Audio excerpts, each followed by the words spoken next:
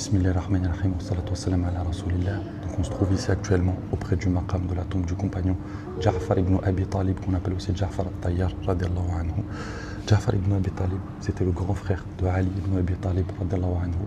Et c'était parmi les premiers à avoir embrassé l'islam à l'époque du prophète alayhi salatu wa salam.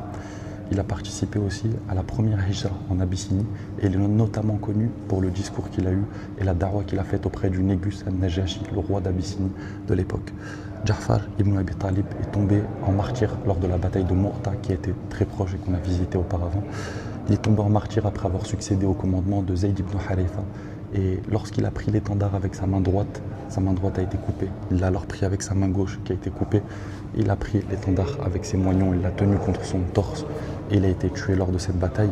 On rapporte que sur son corps, il y avait plus de 70 blessures de lance. Radallahu anhu. Il a porté l'étendard de l'islam jusqu'à ses derniers moments. Et le prophète alayhi salatu wassalam, il a eu l'annonce de sa mort alors qu'il était à Médine. Il a demandé à ce qu'on appelle la famille de Ja'far radallahu anhu. Il a pleuré abondamment lorsqu'il a appris sa mort.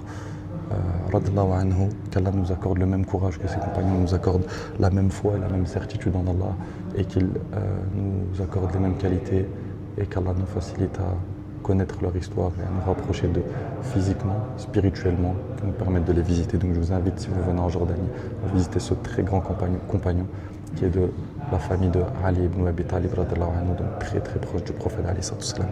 Assalamu alaikum wa rahmatullah.